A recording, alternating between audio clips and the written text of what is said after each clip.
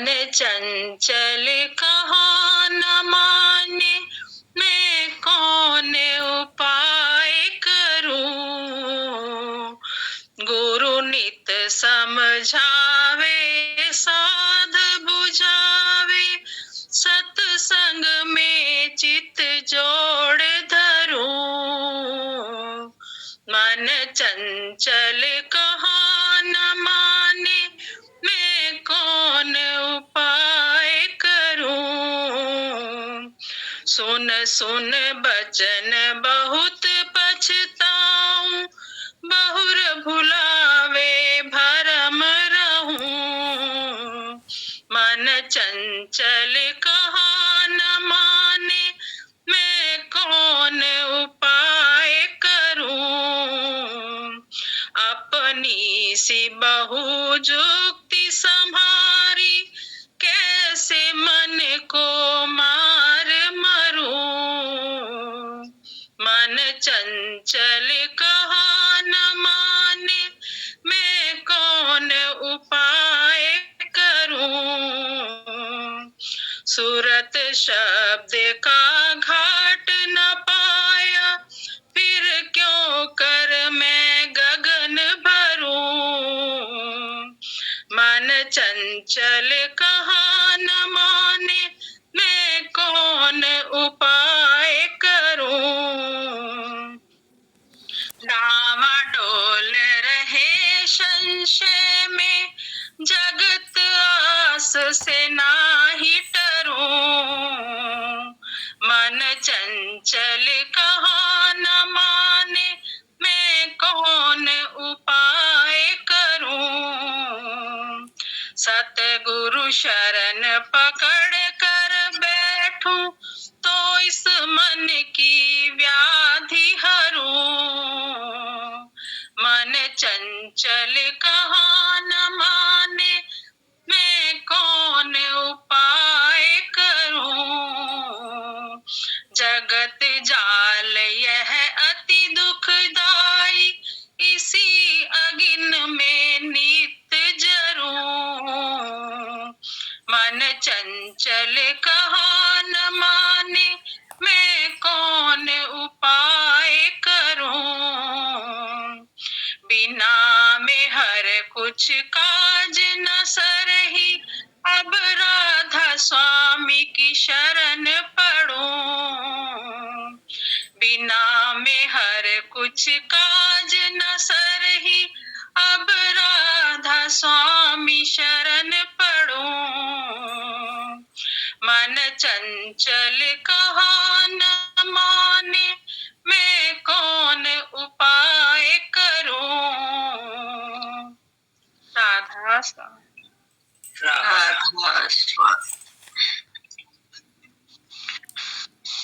गुरुदेव जगत व्याप्तम, ब्रह्मा विष्णु शिवात्मकम, गुरु परतरम नहीं किंचित, तस्मै श्री गुरुवे नमः। अखंड मंडलाकारं व्याप्तं येन चराचरं, तत्पदं दर्शितं येन तस्मै श्री गुरुवे नमः। सर्वे भवन्तु सुखिनः, सर्वे सन्तु निरामयाः, सर्वे भद्राणि पश्यन्तु, मा कश्चित् दुर्भाग् भवेत्। परम तत्वाधार परम पुरुष पुराणधनी मालिक कुल हजूर पुष्कर नाथ जी महाराज की पवित्र आत्माओं, सभी सत्संगी भाइयों बहनों माताओं बच्चों बुजुर्गों सबको राधा स्वामी। अभी राधा ने जो पवित्र शब्द सुनाया, ये राधा कौन है? ये राधा उसी मालिक की अंश है, उस मालिक के चरणों से जो धार निकली है वही राधा है। हम सब राधा हैं। और वो मालिक स्वामी है। हमारी राधा, हमारी सूरत मालिक को मिलने के लिए इसलिए तड़प रही है कि हम उसी से निकल के आए हैं, तो उसी में समाने के लिए तड़पते रहते हैं। हर जीव, चाहे वो राधा स्वामी नाम मिला हो या कोई और नाम मिला हो या नाम ना भी मिला हो, मैं कहता हूं मनुष्य ही नहीं, सभी जीव जिनमें प्राण है, और प्राण सब में है। दाता दयाल कहते हैं जड़ में भी प्राण है, जड़ भी सांस लेता है, पत्थर भी सांस लेता है, वनस्पति तो सांस लेती है, लेकिन जड़ पदार्थ भी सांस ले। सभी जितने भी उसका प्राकट्य है, जो भी उसका प्राकट्य है, क्योंकि सब उसी से निकला। उसी ने कहा मैं एक से अनेक हो जाऊं, तो जो भी निकला है सब उसी से निकले और उसी में समाने के लिए तड़प रहा है। लेकिन उसमें समाने के लिए सुविधा सिर्फ मनुष्य शरीर में मिली है कि मनुष्य शरीर में सूरत गुरु के मार्गदर्शन में साधन अभ्यास करके अपने निज धाम को, अपने मूल स्रोत को वापस जा सकती है। लेकिन लेकिन बहुत बड़ा लेकिन है। हजूर पुष्करनाथ जी महाराज कहते हैं कि ये मन बीच में दीवार बन के आ गया, ये राधा को स्वामी के दर्शन नहीं करने दे रहा।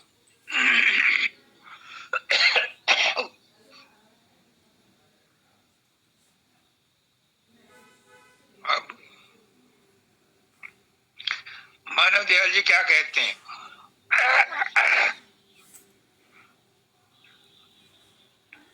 वो कहते हैं कि जब सूरत, जब चेतना मालिक से निकल करके जब विस्फोट हुआ था, तो उसने कहा था मैं एक से अनेक हो जाऊं, तो वो चेतना प्राकट्य पैदा किया चेतना ने, शब्द होते के साथ ही। तो वो चेतना ने पहले अकह अनाम देश की सूरतों को जगाया, फिर उसने अगम देश की सूरतों को जगाया, फिर उसने अलग देश की सूरतों को जगाया, फिर उसने सत्य देश की सूरतों को जगाया। ये निर्मल चैतन्य देश है। अब काल ने सत्य पुरुष की सेवा की, उसने रिक्वेस्ट की कि मैं भी तेरी तरह से ही रचना करूंगा, तो उसे धक्के मार के नीचे डाल दिया कि जा नीचे कर ले रचना। अब जब उसने रचना करनी शुरू की तो प्रकृति उसके साथ थी, माया उसके साथ थी। उसने रचना की लेकिन अब खड़ी ना हो सकी। फिर उसने तपस्या की, कहा कि मुझे सूरत दो और मनुष्य दो, मैं किस पे राज करूंगा? प्रकृति पर राज करके मेरा संतुष्टि नहीं है। सूरत दो और मनुष्य दो, मनुष्य पर राज करने में मजा आता है, क्योंकि मनुष्य परमात्मा का ही रूप है, उसी मालिक का रूप है, इसलिए वो मालिक को बस में करना चाहता है, सूरतों को मनुष्य रूप में ले करके, और इसमें वो कामयाब हो गया। क्यों? इसमें मालिक की भी रजामंदी थी, मालिक भी खेल खेलना चाह रहा था, मालिक भी ये सोच रहा था कि ये सूरतें यहाँ पर रहती हैं, इन्हें मेरी कदर ही नहीं है। जब ये नीचे जाएंगी तो मेरे से दूर होएंगी, इन्हें तड़प होएगी, वापस आएंगी मेरे पास। तो वो देखना चाहता था। दूसरी शर्त, और वो बड़ी इंपॉर्टेंट है, समझ लेना। यही ऊपर के संत जो हैं ये कहलवाना चाह रहे हैं कि महाप्रलय के बाद जो सारी सूरतें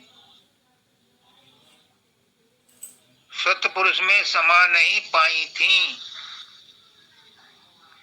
उनको महाप्रलय में सतपुरुष ने अपनी गोद में ले लिया। मानव दयाल जी इसका एग्जाम्पल देते थे। वो कहते थे कि मालिक छुपा छुपी का खेल खेलता है। पहले कहता है कि मैं छुप जाऊं, तुम मुझे खोजो, और हम अरबों खरबों वर्षों तक यही खोजते रहते हैं, लेकिन वो नहीं मिलता। फिर वो कहता है अच्छा तुम थक गए, अब मैं तुम्हें खोजता हूं, और वो महाप्रलय में सबको अपने दायरे में ले लेता है, लेकिन उन्हें मिक्स नहीं करता अपने अंदर। वो अधूरी की अधूरी रहती हैं, देखती हैं, आनंद लेती हैं, लेकिन उससे मिल नहीं पाती। तो जो सबसे इंपॉर्टेंट काम था इन सूरतों को नीचे भेजने का, काल तो एक बहाना बन गया मांगने का, उन सूरतों को रचना करने का। उन सूरतों को जगाना था, वो सोई हुई पड़ी हैं, इसलिए उन्हें नीचे भेजा। कुछ सूरतें वहां कठिन कठोर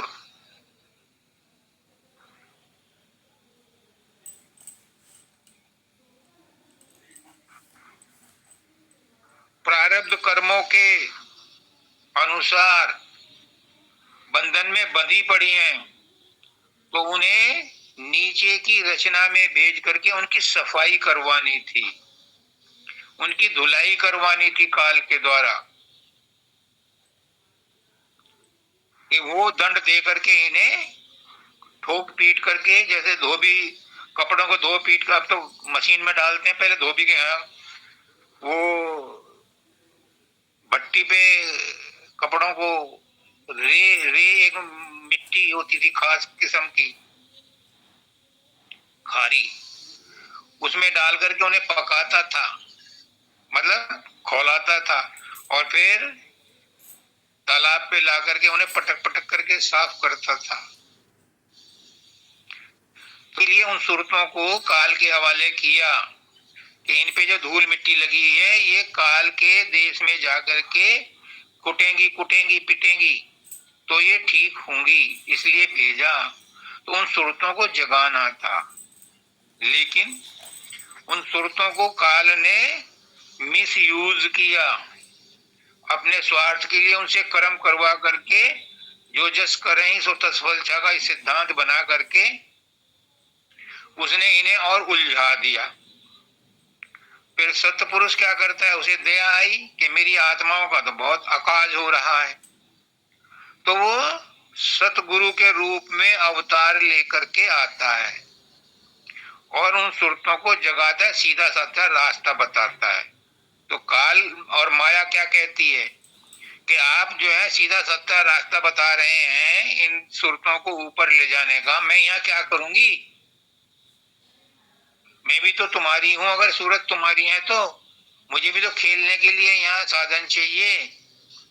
तो स्वामी जी महाराज कहते हैं कि माया मैंने तेरे सारे बल तोड़ लिए, तोड़ दिए, मेरी सूरतों को तू नहीं रोक पाएगी, वो सतलोक जाएंगी, लेकिन लेकिन जो यहीं रहना चाहती हैं उन्हें कैसे ले जा सतलोक को। सतगुरु मत्था पीट कर रह जाता है, कोई जाने को तैयार ही नहीं।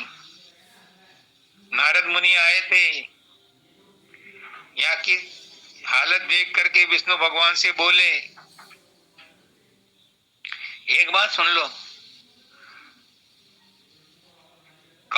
ये तो बाद में बताऊंगा। काल भी छिप गया,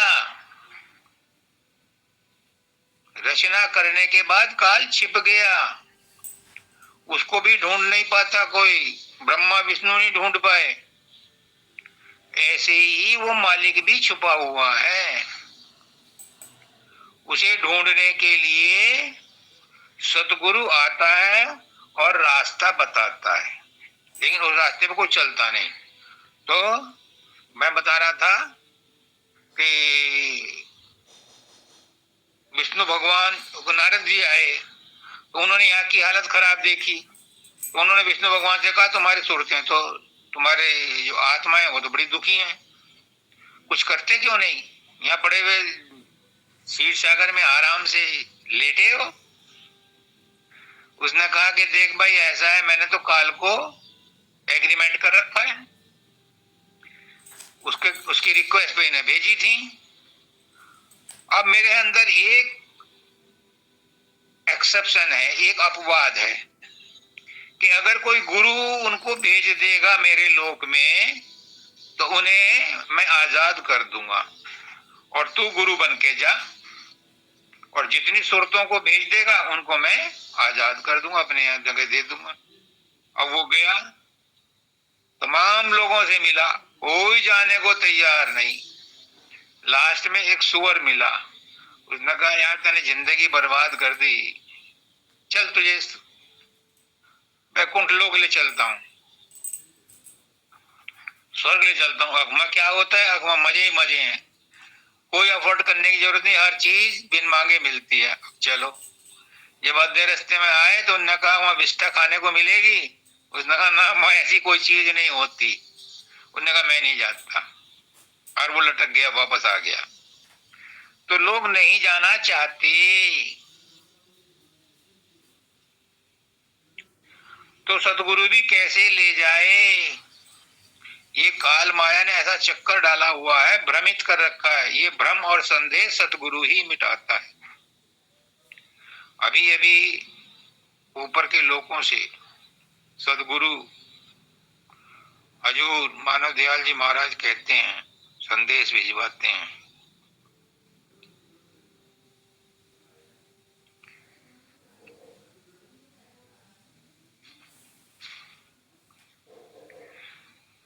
कि मन इतना परेशान क्यों करता है, मन को क्या मजा आता है, मन क्यों दुखी करता है। हजूर पुष्करनाथ जी कहते हैं तुम मन को बस में कर लो और मुक्ति तो मैं चुटकी में दिलवा दूंगा। तो मैंने उनसे कहा महाराज जी मन को बस में करना कोई आसान काम है।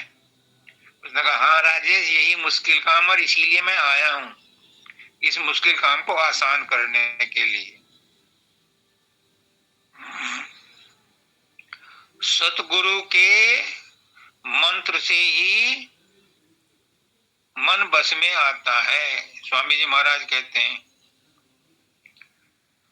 ये काल कराला नागा है, और जो सतगुरु अपना शब्द देता है उसी से ये बस में आता है।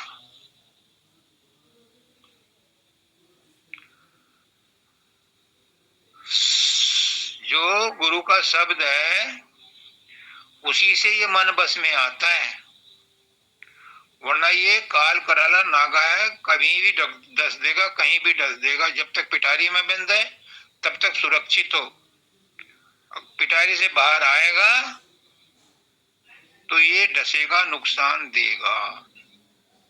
क्यों क्यों क्यों? अभी इसका समाधान भेजा है। हो सकता है मैंने समझने में गलती की हो, गलती मेरी और अच्छाई मेरे सतगुरु की। अगर इसमें कुछ सच्चाई लगती है आपको तो सतगुरु की सच्चाई है, और बयान करने में कहीं गलती रह गई तो वो गलती मेरी, क्योंकि मैं अपूर्ण हूं, बयान नहीं कर सकता, शब्दों को उलट पुलट करके बतला रहा हूं तो हो सकता है उसमें गलती रह गई। पूर्ण तो एक ही है, मेरा गुरु वो पूर्ण है। तो वो कहते हैं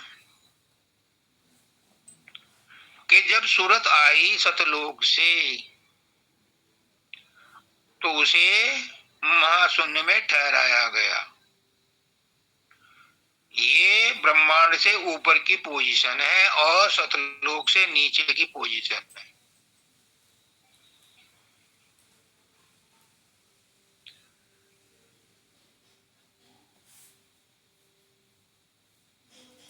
यहां से सूरत पर ब्रह्म के सहायता से ब्रह्मांड में पहुंची और ब्रह्मांड में ब्रह्म से मुलाकात हुई। और ब्रह्म कौन है? यही काल है। और इसका सबसे बड़ा हथियार है ब्रह्मांडी मन। जब ये सूरत ब्रह्मांडी मन के पास आई तो उसका परछाई पड़ गई।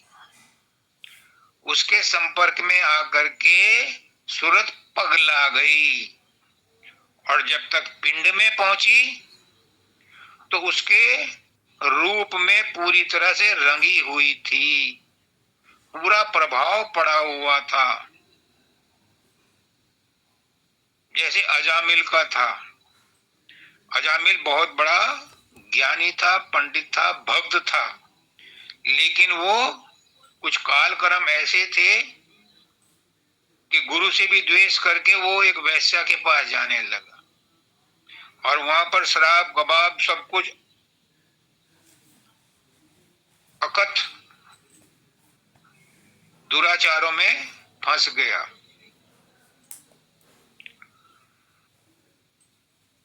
उसके बाद मालिक की मौज, अपनी सूरत को तो किसी न किसी तरह से निकाल ही लेगा। तो अजामिल को निकालने के लिए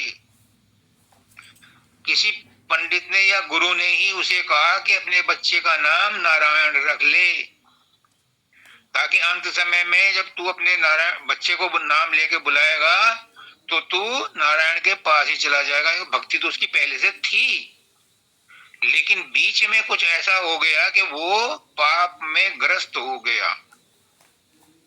तो नाम जो एक रत्ती है और पाप जो है वो अतुलित घास के समान है। तो एक चिंगारी घास पर पड़ते ही उसको सारी घास को जला डालती है।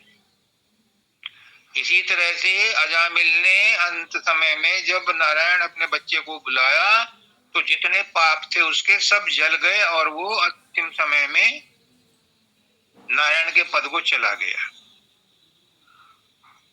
तो हमारी सूरत भी उस काल के, उस ब्रह्मांड के, उस ब्रह्मांडी मन के वश में आ गई और उसका एजेंट मन हमारे अंदर फिट कर दिया।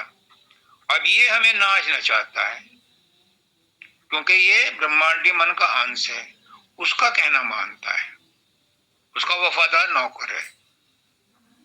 अब सतगुरु आता है अपनी हिकमत, अपनी युक्ति, अपना भेद देने के लिए, अपने जीव को चिताने के लिए। तो वो जब नाम देता है तो नाम में क्या बोलता है? शब्द ही तो बोलता है, बोल के ही तो नाम देता है। जब वो नाम देता है बोल के, तो वो जब हमारे माथे पर उंगली रख करके दीक्षित करता है हमें, तो वो हमारे साथ हमें नाम के साथ गठजोड़ा कर देता है कि इस नाम को जपो। पहले वर्णात्मक नाम जपो। वर्णात्मक नाम जपते जपते कुछ तुम्हारे शारीरिक बोधभान में कमी आएगी। फिर ये कहते हैं कि गुरु का रूप भी बनाओ, जिसने नाम दिया उसके प्रति श्रद्धा, विश्वास, प्रेम पैदा करो। और फिर कहते हैं सेकंड स्टेज में कि तुम उस नाम को अब वर्णात्मक ना हो करके अजपा जाप करो। इससे शरीर के बोध भान भी दूर होंगे और मन भी एकाग्र होना शुरू होगा। अब यहाँ पर एक पॉइंट बताते हैं बाबा फकीर, नोट कर लेना, बाबा फकीर मौजूद हैं, वही बोल रहे हैं। क्या बताते हैं कि सुमरन तो आपको गुरु ने बता दिया और साथ ही ध्यान बता दिया। अब ध्यान दो तरह से, वो कहते हैं ध्यान दो तरह से होता है।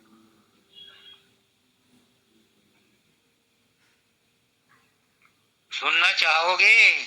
बाबा फकीर डंडे मार के बताते हैं, बाबा फकीर प्यार में नहीं बताते। जी महाराज जी। करते हैं इसलिए बताते हैं। वो कहते हैं ध्यान दो तरह से होता है, एक रूप बनाकर,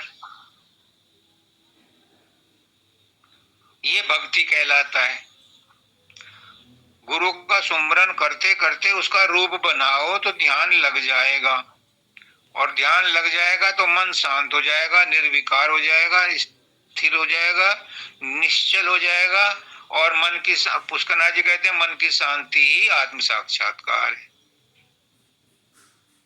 बाबा फकीर इससे भी आगे की बात करते हैं कि दूसरा तरीका है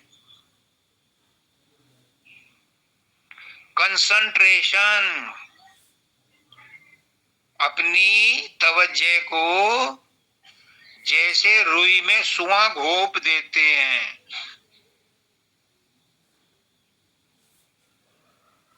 ऐसे अपनी एकाग्रता को उस सुमरन में घोप दो, कुछ पता ही ना चले। मोटा जब रजाई होती है तो छोटी सुई उसमें घोप करके और दूसरे हाथ से प्रेस करके उसे नीचे निकालते हैं, फिर वहां से उसे थोड़ी दूर से छेद करके ऊपर को लेते हैं, तब वो फंदा पूरा होता है। अब तो बड़ी सुइयां आ गई, पहले छोटी होती थी। तो कहने का मतलब है कि रुई में जैसे सुआ घोंप देते हैं, ऐसे ही अपनी तवज्जो को अपने सुमरन में घोंप दो, यानी कोई और विचार उस समय ना उठे। उसमें तो चलेगा, उसमें तो कुछ मात्रा तक एक्सेप्टेबल है। ध्यान में जब गुरु का रूप बनाया, उसमें थोड़ी बहुत अगर विचार आ गए तो थोड़ा बहुत दूध में पानी चल जाता है। जब चाय बनाते हैं तो पहले पानी में पकाते हैं, फिर दूध डाल दें। लेकिन वो कंसंट्रेशन जो बाबा फकीर कहते हैं कि रुई में सुहा घोप दो, वो कहते हैं प्योर घी, प्योर दूध में पत्ती और चीनी मिला दो तो चाय बन जाएगी। उसमें अडल्ट्रेशन नहीं करते वो। ये ज्ञान मार्ग है।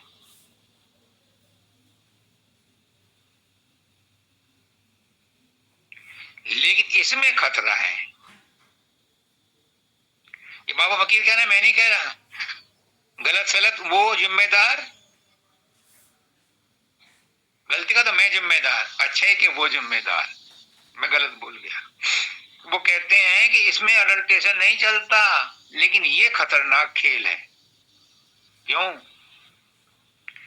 इसमें आपने सुई घोंप दी और ध्यान नहीं रहा। आप सुई को ढूंढ रहे हैं दबा दबा करके दोनों तरफ से, रुई तो अंदर रुई में है, तो वो चुभ सकती है। कंसंट्रेशन वाले जो ज्ञान मार्गी हैं वो जल्दी गिर जाते हैं अपने पथ से, क्योंकि उन्हें सहारा नहीं होता। और जो गुरु का रूप बना के ध्यान लगाते हैं, उन्हें गुरु का रूप का सहारा बराबर मिलता रहता है। तो अगर गलत विचार आ भी गए तो वो बाबा फकीर कहते हैं मैं गलत विचारों को अच्छे विचारों से रिप्लेस कर देता हूं, गुरु का रूप बना करके उन विचारों को गुरु को समर्पण कर देता हूं। तो ध्यान में एक फायदा है कि गुरु का सहारा रहता है, भक्ति में एक सहारा है, एक बचाव है कि परमात्मा का सहारा रहता है। जो उतार चढ़ाव आएंगे, जो मुसीबतें आएंगी, जो गलत विचार आएंगे मन में, वो परमात्मा को अर्पण करके सुधारा जा सकता है। लेकिन कंसंट्रेशन वाले को कोई सहारा नहीं है तो वो महसूस करेगा कि उसने कंसंट्रेशन प्राप्त कर ली, परंतु मन में विकार इतने हैं, एक को दबाओगे, दो को दबाओगे, वहां अनगणित है, किसी ने भी पटक दिया उसे फिर सहारा नहीं मिलता, वो खतरनाक है। तो बिना मन के कोई गुजारा नहीं, और मन फंसा हुआ है ब्रह्मांडी मन में, क्योंकि ब्रह्मांडी मन का काम ही है कि जीवों के साथ खेल खेलना, और सदगुरु का काम है अपनी आत्माओं को इस खेल से निकाल करके आगे ले जाना। अब बंदिता अगला शब्द पढ़ेगी कि उसमें क्या कहते हैं।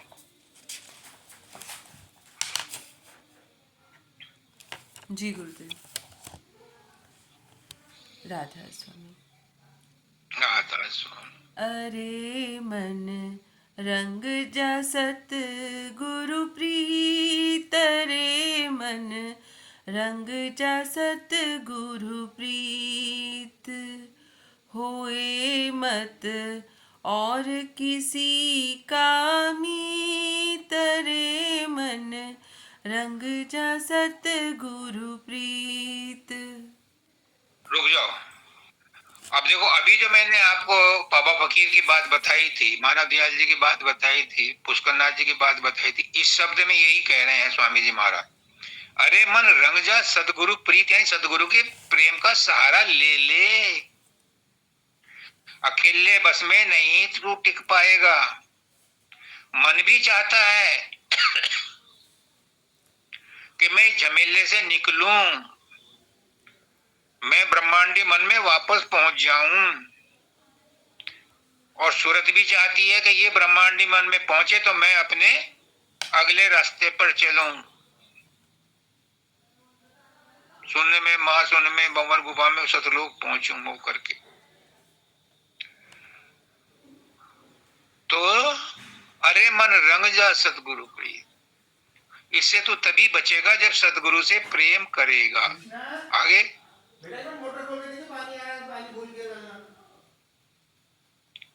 आगे बोलो। यही अब धारोहित कर चीत, यही अब धारोहित कर चीत, बिना गुरु जानो सब अनीत, बिना गुरु जानो सब अनीत, अरे मन रंग जा सत गुरु प्रीत, रे मन रंग जा सत गुरु प्रीत। गुरु अब मैं बताता हूं, मेरे पुष्करनाथ जी बताते हैं, मेरे मानव दयाल जी बताते हैं कि मन पर तो नशा चढ़ा हुआ है, ब्रह्मांडी मन का, ये तो चंचल है, बंदर है, इस बंदर को शराब पिला दी, माया मोह और वासनाओं की, फिर इसे बिच्छू ने डंक लिया,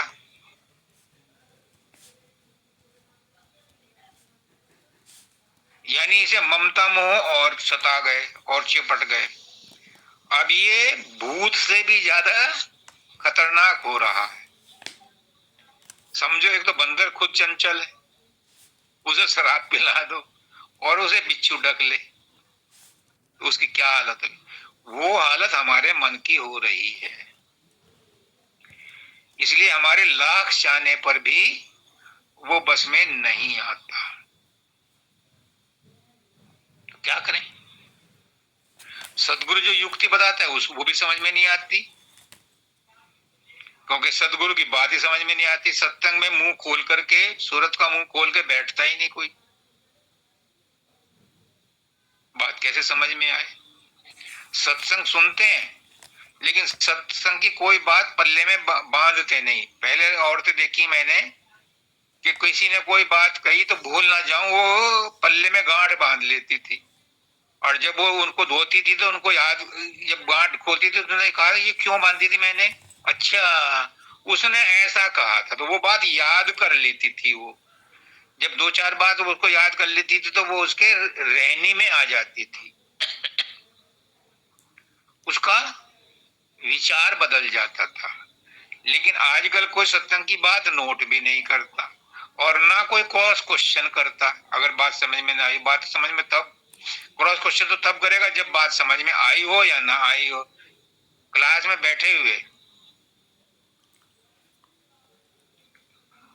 जो सब कुछ जानता है वो प्रश्न नहीं पूछता टीचर से, और जो कुछ नहीं जानता वो भी प्रश्न नहीं पूछता, क्वेश्चन नहीं पूछता टीचर से।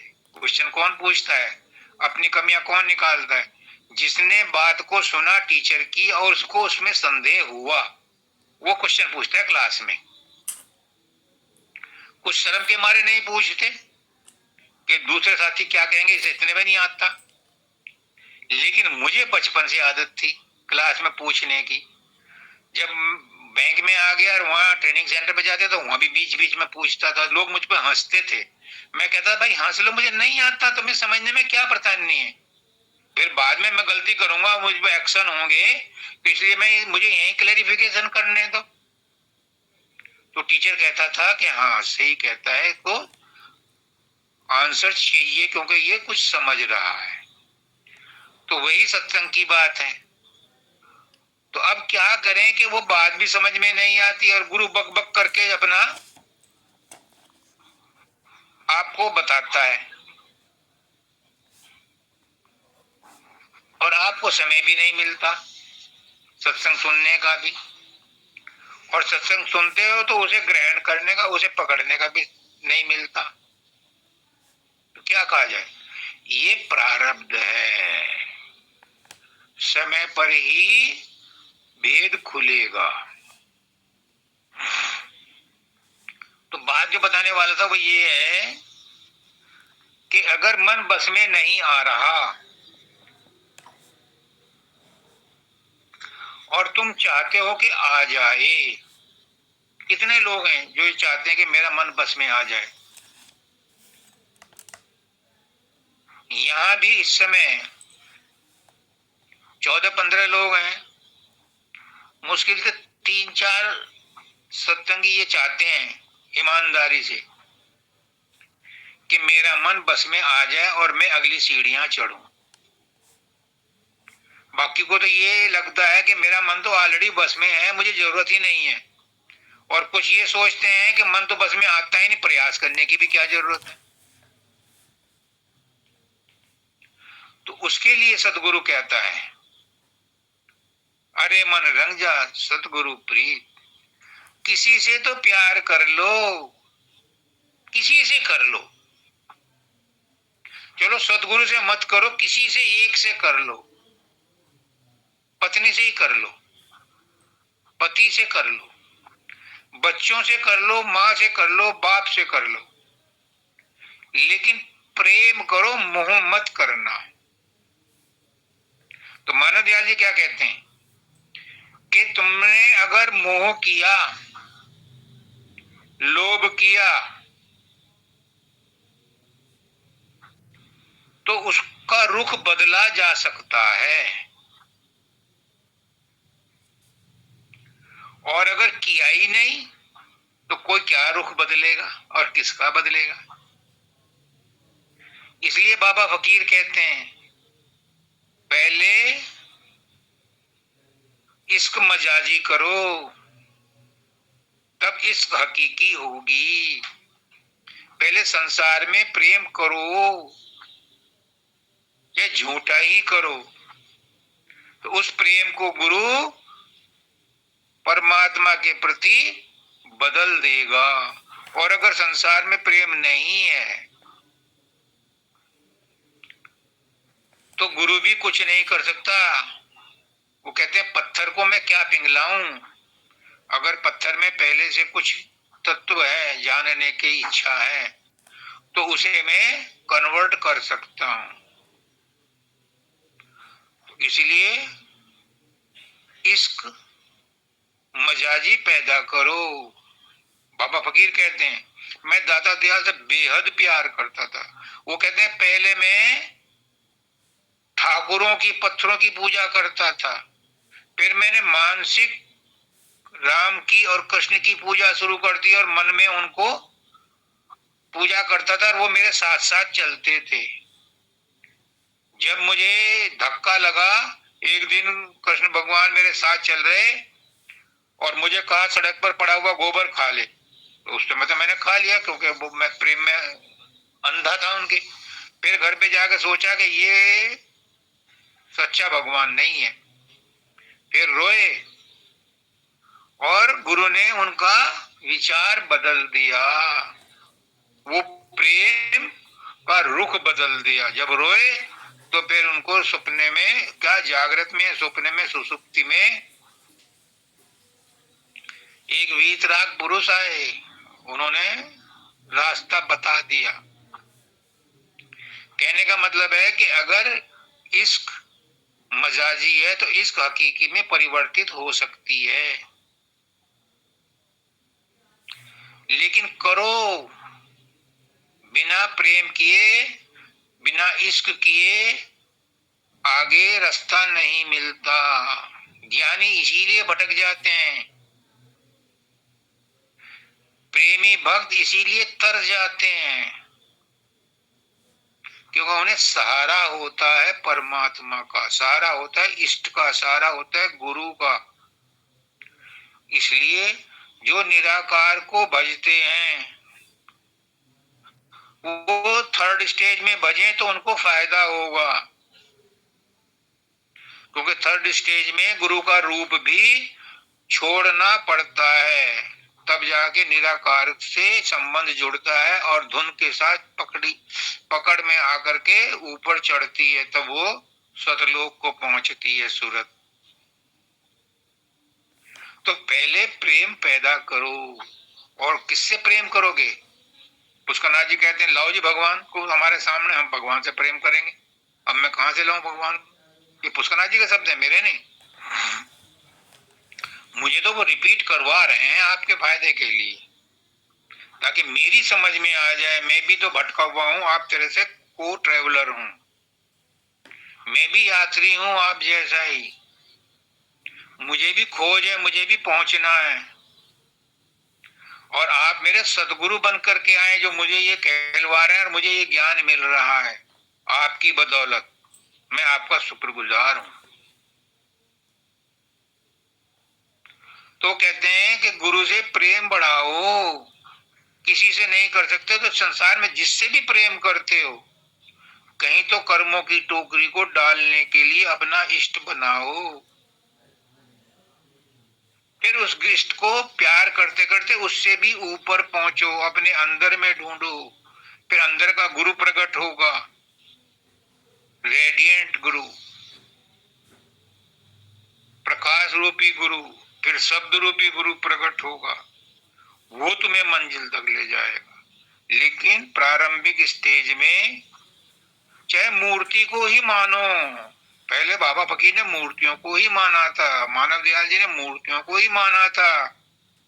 शिव शंकर के पुजारी थे वो, घंटों घंटों मंदिर में बैठकर शिव शंकर की ध्यान लगाते थे, समाधि लगाते थे।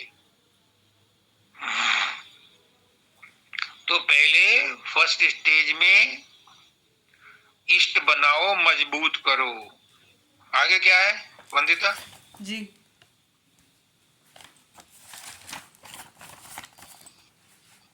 गुरु से लेना चाउन सीत, जो सब कलमल रहो अतीत। मार लो मन को यहीं पलीत सूरत में धरो शब्द की रीत। अरे मन रंग जा सतगुरु प्रीत सूरत में धरो शब्द की रीत। ये है इस शब्द का सार। एक अपना अनुभव बताऊं, हो सकता है मेरा अनुभव गलत हो। बाबा फकीर भी कहते हैं कि हो सकता है मैं गलत हूं और सोलह ने गलत हूं। बिल्कुल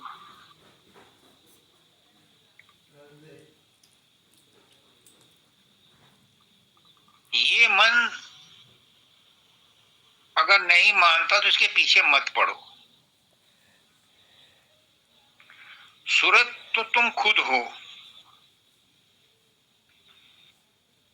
अगर मैं कहूं कि मैं कौन हूं तो लंबी चौड़ी व्याख्या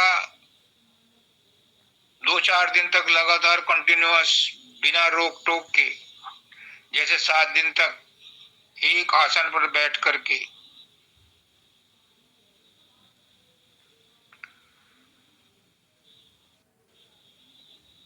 परीक्षित को सुखदेव जी ने भागवत सुनाई थी 7 दिन तक।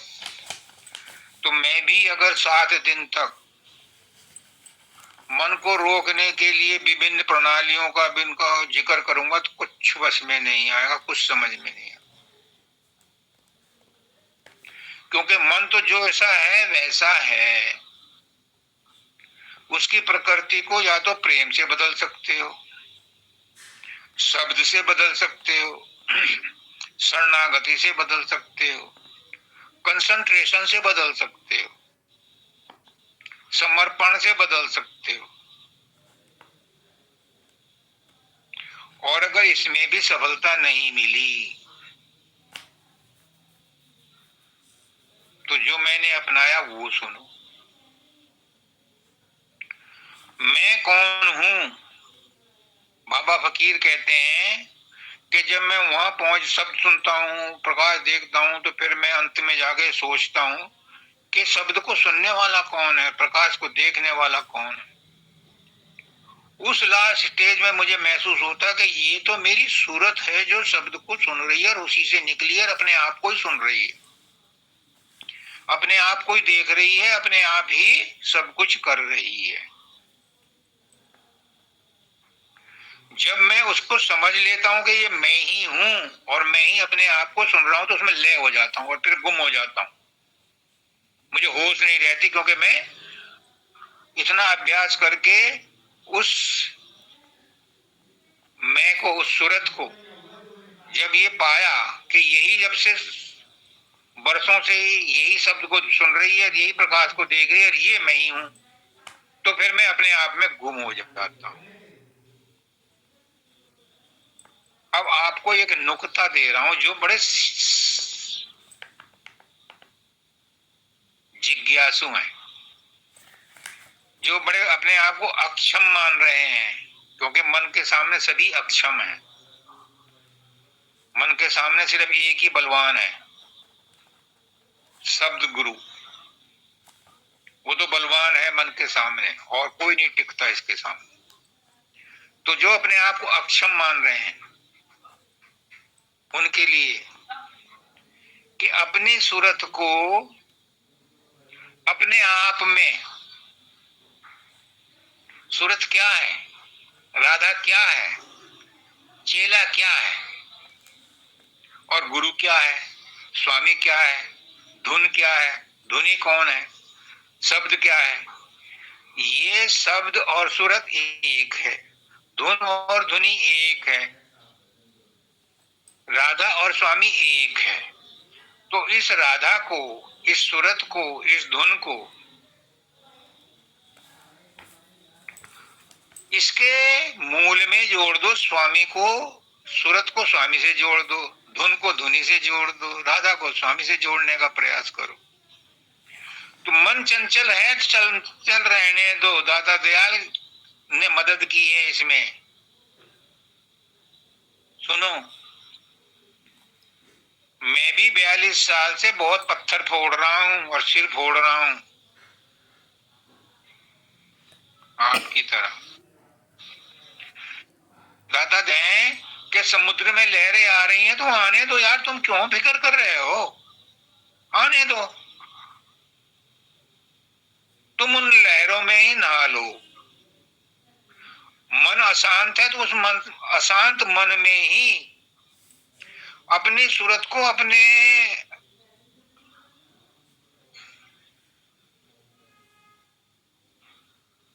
जात को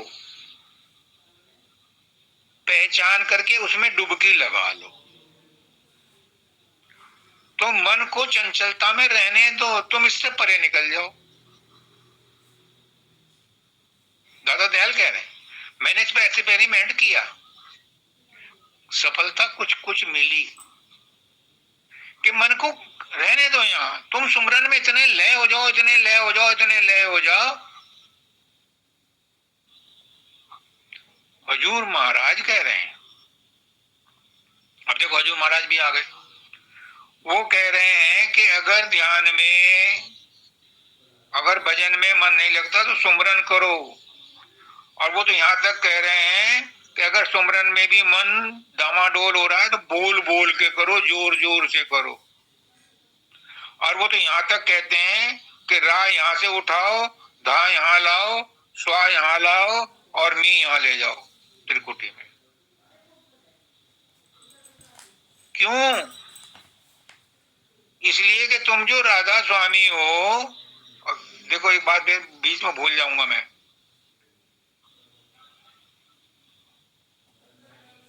बाबा फकीर कहते हैं कि राधा स्वामी है क्या? पहले राधा स्वामी को समझो जो तुम नाम जपते हो। वो कहते हैं इसमें 4 धुनें हैं, पहली धुन रा, दूसरी धुन धा, तीसरी धुन स्वा और चौथी धुन मी। अगर वैसे समझ में नहीं आ रही, वैसे मन तुम्हें नहीं समझने दे रहा, तो इसी को समझ करके राधा स्वामी का जाप करो, तो तुम चौथी अवस्था में पहुंच जाओगे। कितने संतों के मैं आपको उदाहरण दे रहा हूं, हजूर महाराज भी यही कह रहे हैं कि कोशिश करो मन बस में आ जाएगा, नहीं आता तो वो कहे बोल बोल करके भी करो। वो तो नाम की माला भी कह रहे हैं कि नाम की माला भी जपो। और बाबा फकीर लिख रहे हैं किताब में कि दादा दयाल किसी किसी को नाम की माला दे देते थे, किसी को कह देते तो आंख बंद मत कर और तू आंख खुली से अपनी नाक की नोक को निहारता रहो और राधा स्वामी का जाप करता रहो। हफ्ते में 10 दिन में तेरा यहाँ ध्यान लगना शुरू हो जाएगा, सूरत इकट्ठी हो जाएगी, फिर वो ऑटोमेटिक, कुछ नहीं करना तो ये ऑटोमेटिक तीसरे तिल पे आ जाएगी। और जब वहां अभ्यास करेगा तो वो सहदल कमल में घुस जाएगी और ब्रह्मांड में घुसते ही फिर वो आगे की यात्रा करेगी। तो गुरु वहां मदद करता है लेकिन नुक्ते बताता है। अब तुम पर्सनली किसी से मिलो तो तुम्हारी परिस्थिति को देख, माता जी ये मत समझना कि आपके लिए कहा जा रहा है आप बार बार भटक मत जाइए, ये तो मैं प्राइमरी वालों के लिए बता रहा हूँ। आप तो ऊंचे पहुंचे हो, जो ऊंचे पहुंचे हुए हैं उनके लिए ये काम दोबारा से नहीं करने, जो अटके हुए हैं उनके लिए बता रहा हूँ। ये मौका नहीं है मेरे पास कि मैं आपको इंडिविजुअली गाइड करूं, मैं तो अपना अनुभव बता रहा हूं कि मुझे कैसे रास्ता मिला या मिल रहा है, उसके आधार पर मैं आपको जो मेरे नाम ड्यूटी लगाई है उस ऋण को उतार रहा हूं और गुरु का जो ज्ञान है वो आपको बांट रहा हूं। जितना भी गुरुओं ने मुझे ज्ञान दिया मैं वो आपको बांट रहा हूं। इस तरह से अपने मन को चंचलता की हालत में ही छोड़ करके अपने सुमरन को इतना गाढ़ा करो, इतना तीव्र करो, इतना उसमें डूब जाओ कि सुमरन के अलावा कुछ और बचे ही नहीं। मैं धाम पर जाया करता था शब्दानंद जी के टाइम में, तो उनसे परमिशन लेता था, महाराज जी सत्संग खत्म हो गया 15-20 आदमी जो भी इच्छुक हो, मैं समाधि पर जा रहा हूँ और हम नाम का जाप करेंगे। हम जोर जोर से समाधि का जाप करते थे, राधा स्वामी का जाप। तो वो कहते थे हाँ, इससे वातावरण में एक ऊर्जा क्रिएट होती है, एक माहौल बनता है। जब हमारे गंदे विचार ब्रह्मांड में इकट्ठे होते हैं तो राधा स्वामी के जाप हम जोर से बोल रहे हैं, तो ये भी इस और में, इस ब्रह्मांड में, इस आश्रम में चक्कर काटेंगे। जो यहाँ आएंगे वो इससे प्रभावित होंगे। तो आप भी अपने अंदर में, अपने घर में बैठ करके, अगर मन वैसे नहीं आ रहा तो जोर जोर से नाम का जाप करो। कोई नुकसान है, कोई पागल कहे तो अच्छी बात है, रो रो के करो।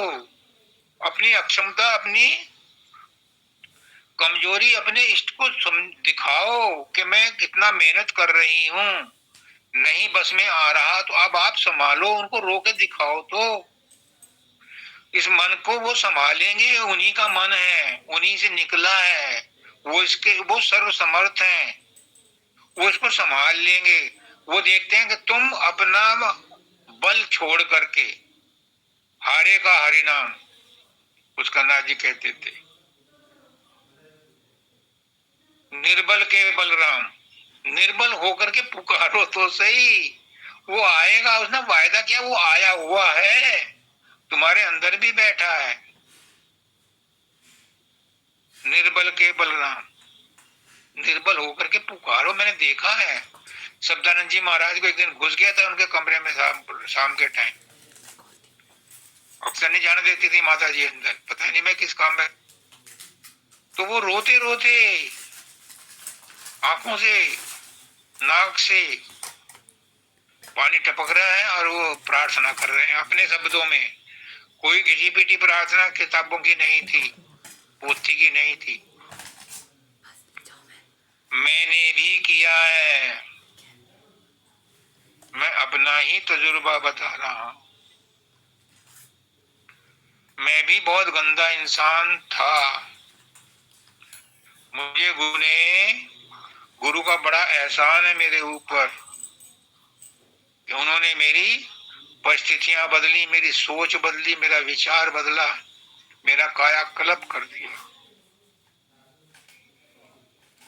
कैसे मैं उनका ऋण अदा करूं? एक ही तरीका है, पुष्करनाथ जी बता गए कि मेरे ज्ञान को फैलाओ। अगला जो शब्द पढ़ना है इसी में, वो प्रीति ने पढ़ना है। एक तो लेट ज्वाइन किया और फिर उसने आज एग्जिट कर दिया।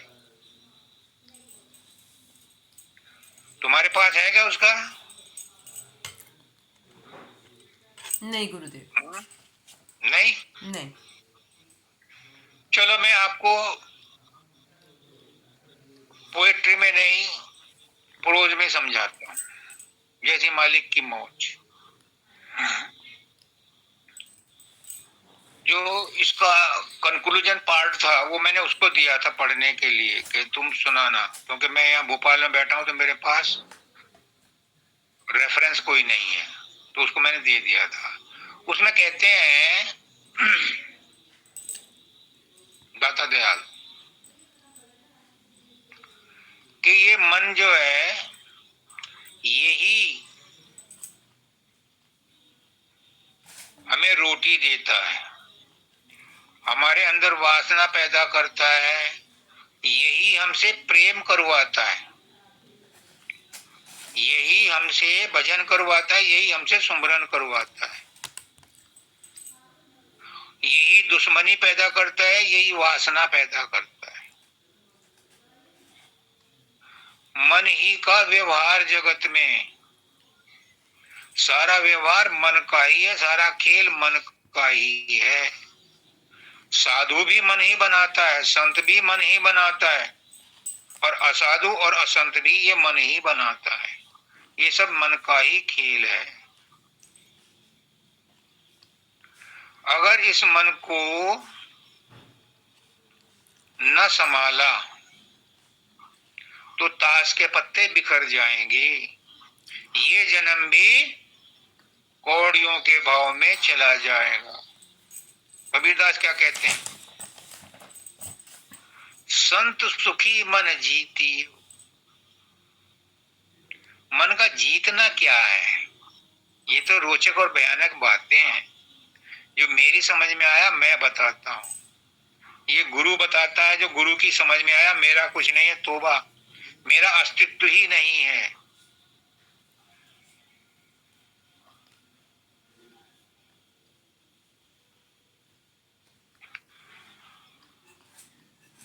मन का प्रीति जरा पढ़िए, क्या है वो?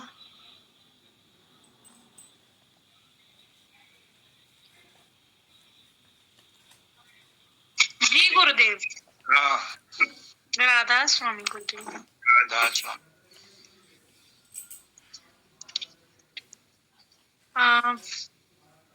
गुरुदेव ये है, अरे हाँ, भक्त का भगवान उसका मन है दोस्तों,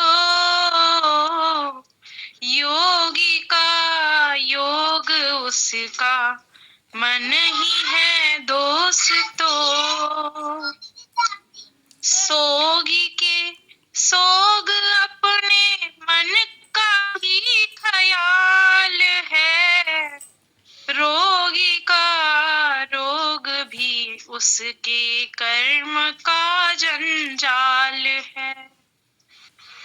ज्ञानी का ज्ञान उसका अपना ही विचार है, भक्त योगी ज्ञानी बनना अपने ही अख्तियार है। बगैर मुर्शिदे कामिल जो खुद वे वहम और बेभरम हो, साथ ही अनुभव का दाता और बहरमे भरम, उसकी संगत से मिटेंगे काल व माया के झमेले, बिन पूरे गुरु के दयाल पद से न होंगे मेले। राधा स्वामी। तो क्या इसका निचोड़ क्या निकला? सारांश क्या निकला? उपसंहार क्या निकला? गुरु की दया मेहर से ही ये मन बस में आएगा, ये जंजाल कटेंगे, ये सारा चक्कर उसी की कृपा से होगा। अपने बलबूते पर कितना भी एफर्ट्स कर लो, ये मन बस में न आया न आएगा। न इसके नाथ है, बैल की नाक में नाथ डालते हैं, और जब उसमें रस्सी डाल करके उसे चलाते हैं तो वो जिधर को इशारा करता है उधर ही चलता है, वरना बड़ा उज्जड़ होता है, वो बस में नहीं आता। ना इसके पूंछ है। तो मन को और बस में करने का तरीका नहीं है। गुरु की मौज, गुरु की प्रीत करने से, गुरु का संग करने से ही ये बस में आता है। और जिसको मिला है, गुरु ही इसकी तरकीब बताता है। अच्छे अच्छे ऋषि मुनि भटक जाते हैं, उनको सारा ज्ञान होते हुए भी उस पर्टिकुलर मोमेंट में क्या डिसीजन लेना है, हर बात में दोहराए पर आकर के इंसान खड़ा हो जाता है, ये करूं कि ये करूं। इस बात को कौन सब सुझाव देगा? इस बात का वही सुझाव दे सकता है जो वीतराग हो,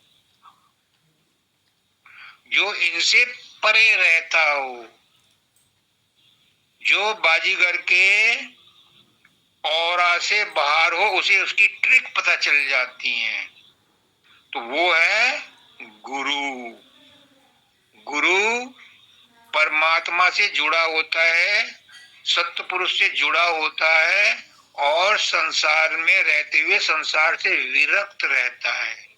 वो जो अपने अभ्यासी को, अपने सत्संगी को सलाह देता है, उसकी सलाह से उसकी सोच बदल जाती है, उसके विचार बदल जाते हैं। मन वही रहता है, कर्म वही रहता है, शरीर वही रहता है, संसार वही रहता है, संसार के रिश्ते नाते वही रहते हैं, लेकिन उनमें रहता हुआ वो नहीं रहता, कुछ और हो जाता है। और क्या हो जाता है? वो गुरु ही हो जाता है, गुरु जैसा ही हो जाता है। गुरु कर ले आप समान, सबको राधा।